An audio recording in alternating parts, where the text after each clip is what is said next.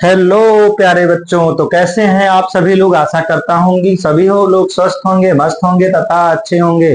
प्यारे बच्चों, सभी को गुड मॉर्निंग तथा गुड इवनिंग। प्यारे बच्चों, आज हम जिस टॉपिक पर चर्चा करने वाले हैं वो टॉपिक है आपका श्रेणी क्रम संयोजन। परीक्षा में इस टाइप के क्वेश्चंस आपको बहुत परेशान करते हैं, बच्चे हल नहीं कर पाते हैं। उनको आज हम बहुत ही सरल वे में श्रेणी क्रम संयोजन को समझाएंगे कि किस प्रकार श्रेणी क्रम संयोजन के सवाल को सॉल्व किया जाता है और उस क्वेश्चंस में आपसे क्या क्या पूछा जा सकता है। तो प्यारे बच्चों, हमारे चैनल पे बने रहिए और आप श्रेणी क्रम संयोजन के बारे में अच्छे से देखकर नोट्स बनाते रहिए। तो सबसे पहले हम पढ़ेंगे श्रेणी क्रम संयोजन के बारे में।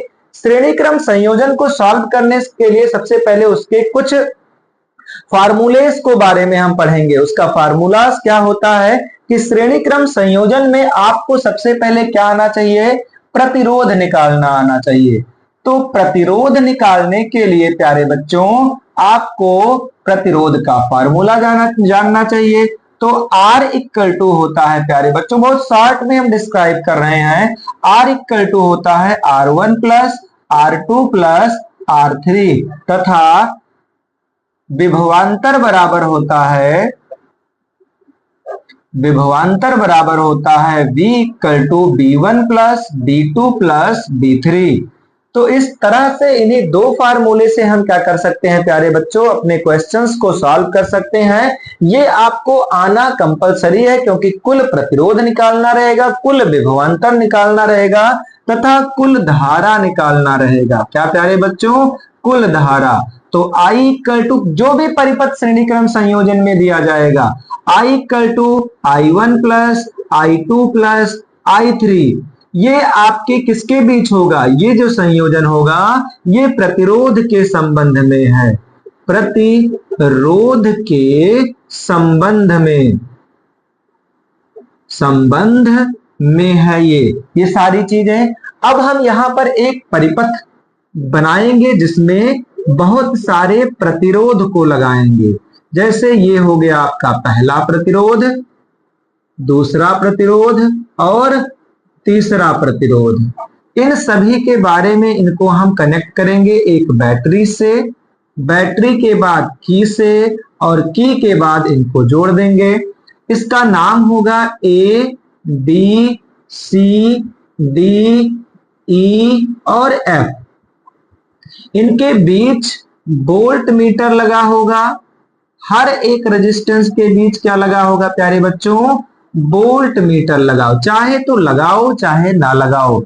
जो बैटरी जुड़ी होगी प्यारे बच्चों ये 12 वोल्ट की जुड़ी होगी। आपका जो रेजिस्टेंस होगा, पहला रेजिस्टेंस 2 ओम का, दूसरा 5 ओम का और तीसरा 3 ओम के रेजिस्टेंस यहां पर लगाए गए हैं या प्रतिरोध लगाए गए हैं। अब क्वेश्चंस में आपको क्वेश्चंस क्या मिल सकते हैं, क्या पूछे जा सकते हैं, इस चित्र के माध्यम से आपको क्या पूछा जा सकता है। सबसे पहले पूछा जा सकता है प्रतिरोध। क्या प्यारे बच्चों, प्रतिरोध पूछा जा सकता है। उसके बाद क्या पूछा जा सकता है, धारा पूछी जा सकती है। तीसरा क्वेश्चन पूछा जा सकता है कि प्रत्येक प्रतिरोध में विभवांतर। क्या प्यारे बच्चों, विभवांतर। और इनको क्या करना है, सिद्ध करना है यानी प्रूफ करना है। चौथा क्वेश्चन पूछा जा सकता है प्रत्येक प्रतिरोध में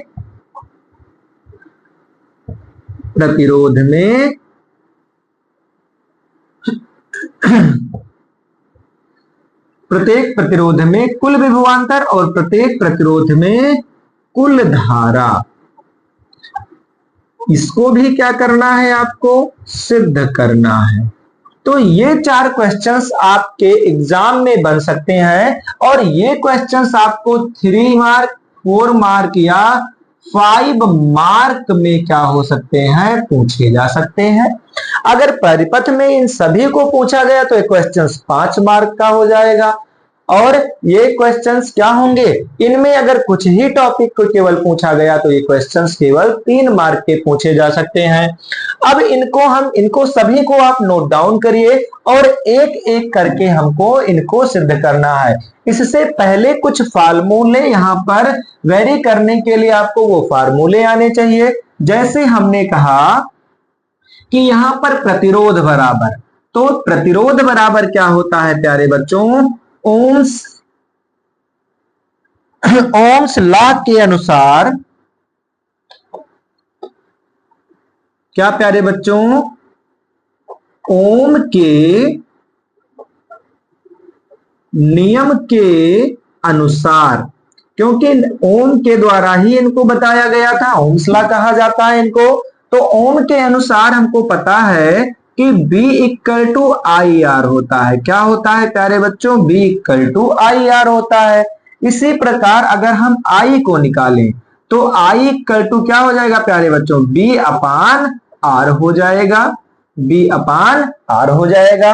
और अगर R को हम निकालें तो R equal to B upon I हो जाएगा। अब यहां सबका नाम अगर हम करें तो I से क्या होता है प्यारे बच्चों, धारा होता है। I से क्या होता है प्यारे बच्चों, धारा। B से होता है विभवांतर, क्या प्यारे बच्चों, विभवांतर या इसी को वोल्ट कहते हैं। और R से होता है प्रतिरोध, क्या प्यारे बच्चों, प्रतिरोध। क्या होता है प्यारे, प्रतिरोध। तो इनको हम क्या करेंगे देखेंगे और इसके बाद हम सवाल को लगाना शुरू करेंगे।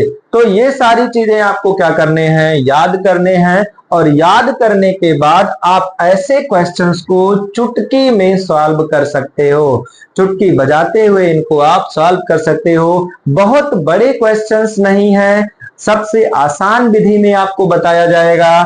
आपको यही केवल याद करना है। ये क्या करना है प्यारे बच्चों, याद करना है। ये अगर याद हो गए तो ऐसे क्वेश्चंस को आप सॉल्व तुरंत कर सकते हो। अब हम धीरे धीरे आपको हर एक क्वेश्चंस को किस प्रकार सॉल्व करना है इसको सिखाएंगे। तो ये लिख लो प्यारे बच्चों, तब तक के लिए हम थोड़ा दूर हट जा रहे हैं, इनको ये लिख लो और लिखने के बाद आप कैसे सॉल्व करेंगे ये हम बताएंगे। लिख लिए प्यारे बच्चों, तो और सब ठीक होंगे, मस्त होंगे, स्वस्थ होंगे और अच्छे होंगे। लिख लिए प्यारे बच्चों, तो आगे हम इनको देखेंगे कि इनके आगे क्या होता है।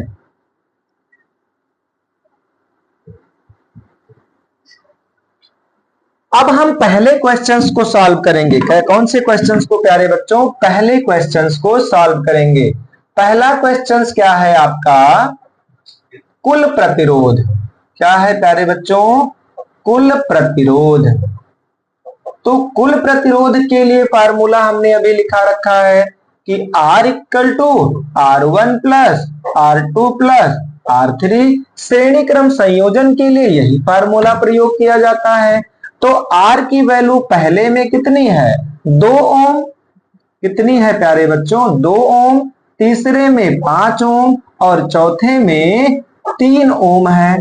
तो R इक्वल टू आपका टोटल आ जाएगा 10 ओम और यही आपका आंसर हो जाएगा। कितना आसान है इसको सॉल्व करना, इसको लगाना, अब आप समझ ही चुके होंगे।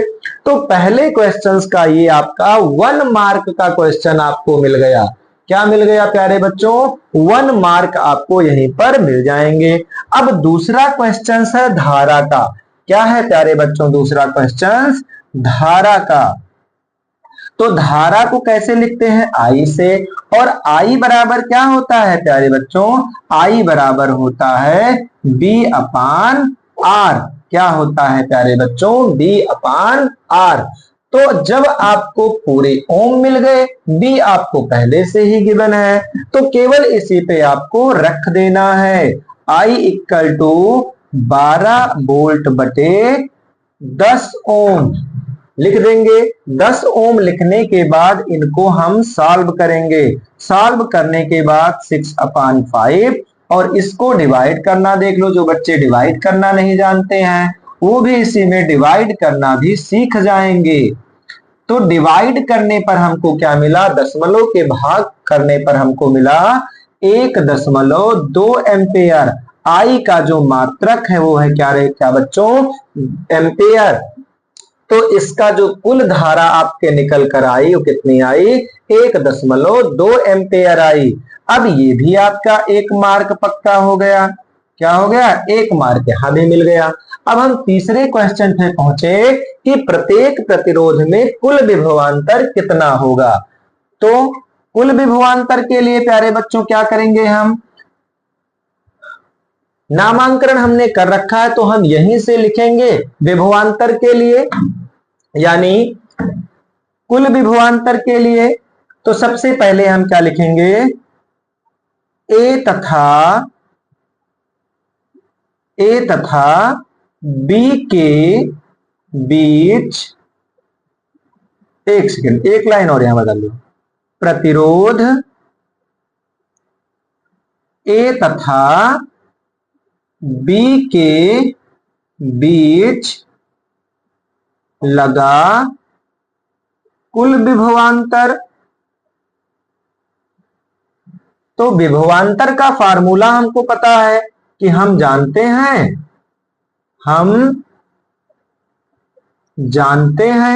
B इक्वल टू क्या होता है प्यारे बच्चों, आई आर।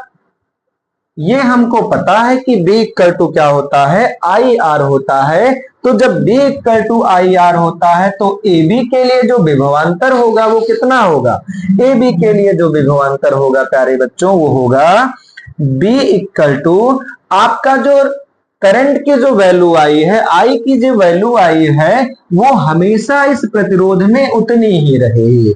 तो आई की वैल्यू आई है 1.2 और आर की वैल्यू कितनी है, 2 ओम। तो 2 से इनको गुणा कर देंगे और 2 से गुणा करेंगे तो हमारा बी जो वैल्यू निकल कर आएगा वो आ जाएगा प्यारे बच्चों आपका 2 2 जा 4, 2 1 जा 2। यानी पहले विभवांतर के बीच जो वोल्टेज लगा है वो 2.4 लगा है। इसी प्रकार आपका जो दूसरा क्वेश्चन इसी का होगा, क्योंकि 3 प्रतिरोध लगे हैं, दूसरे प्रतिरोध के लगे प्रतिरोध C तथा D के बीच, प्रतिरोध C तथा D के बीच लगा कुल विभवांतर, कुल विभवांतर। तो यहां से हम देखेंगे कि इनके बीच कितना विभवांतर लगा। हमको पता है कि B इक्वल टू क्या होता है, आई आर।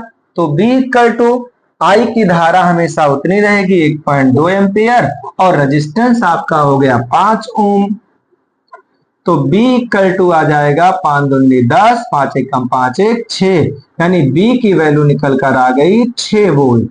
कितनी वोल्ट प्यारे बच्चों, 6 वोल्ट। अब तीसरा क्वेश्चन इसी का मिलेगा आपको कि प्रतिरोध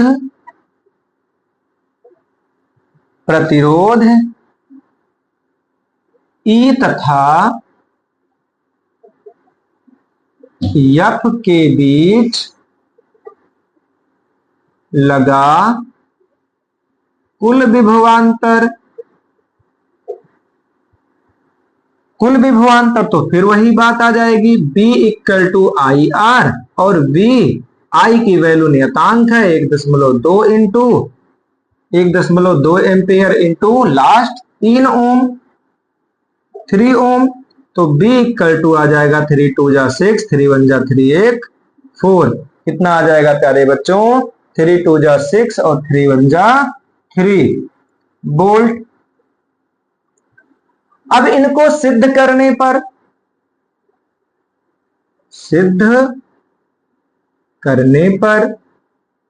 हम जानते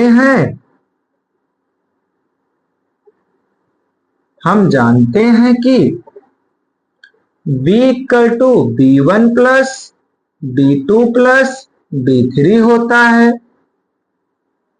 इसलिए B इक्वल टू जो जो विभवांतर आपको मिले हैं उनको सबसे पहले यहां नोट डाउन कर लीजिए कि पहले में जो विभवांतर मिला है वो कितना मिला है 2.4 वोल्ट, दूसरे में जो मिला है 6 वोल्ट और तीसरे में जो मिला है 3.6 वोल्ट लिख देंगे हम। अब V1 की जो वैल्यू आएगी वो आपकी 2.4 वोल्ट आएगी प्लस 6 वोल्ट प्लस 3.6 वोल्ट। तो B इक्वल टू आ जाएगी आपकी टोटल 6 3 9, 6 4 10 के 0 और 3 6 9 2 11 1 12, यानी आपकी जो वैल्यू आई वोल्ट की वो 12 वोल्ट आई जो आपको गिवन था। यानी प्रूफ करने पर भी जो हमारा वोल्टेज दिया गया है उसी के बराबर आया। इसका मतलब आपका जो ये क्वेश्चन है एकदम सही है। अब हम तीसरा क्वेश्चन सॉल्व करेंगे। कौन सा प्यारे बच्चों? तीसरा क्वेश्चन आपको सॉल्व करना है कि प्रत्येक प्रतिरोध में लगा कुल धारा, यानी एक एक प्रतिरोध में कितनी धारा जा रही है। तो लिख लो, प्रत्येक प्रतिरोध में लगा कुल धारा। तो पहले के लिए ए तथा बी प्रतिरोध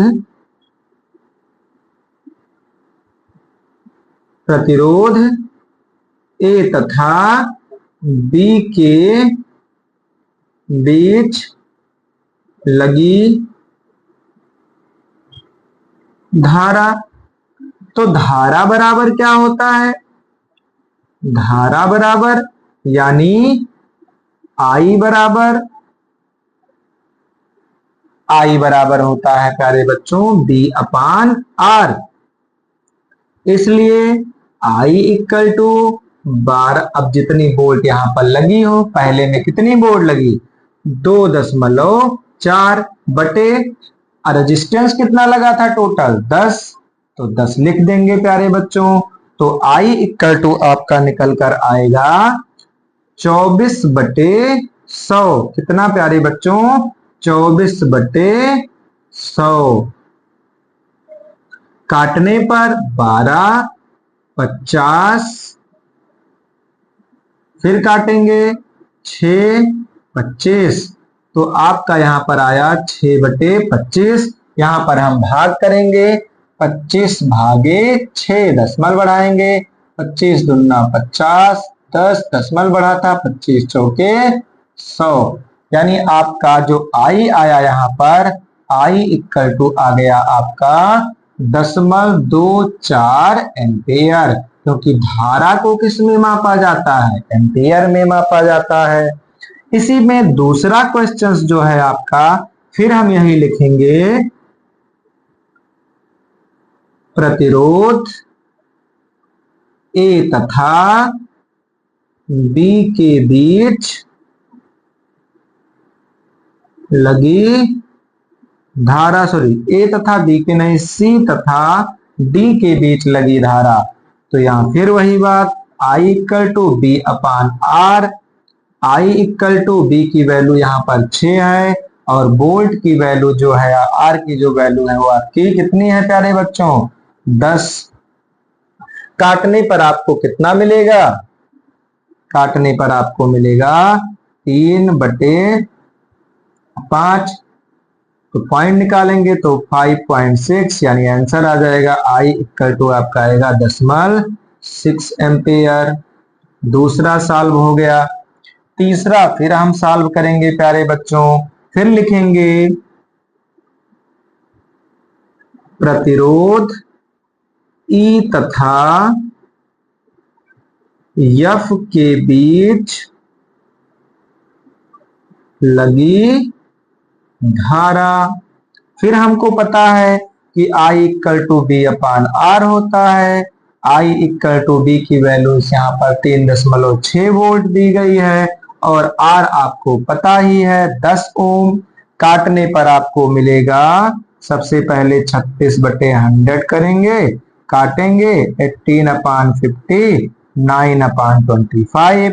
9/25 को अगर हम सॉल्व करेंगे तो 25 डिवाइडेड बाई 9, 0 3 जा 75, 5 1 10 बढ़ाएंगे 0 आएगा, 6 जा 150, यानी आपकी जो आई की वैल्यू आएगी वो आ जाएगी आई इक्वल टू आ जाएगा आपका 0.36 एम्पेयर।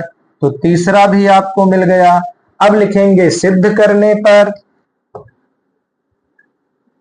सिद्ध करने पर हम जानते हैं क्या होता है, I equal to I1 plus I2 plus I3।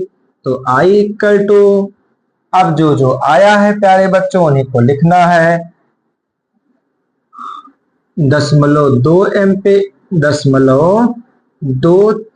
Ampere plus 0.6 ampere plus 0.36 ampere.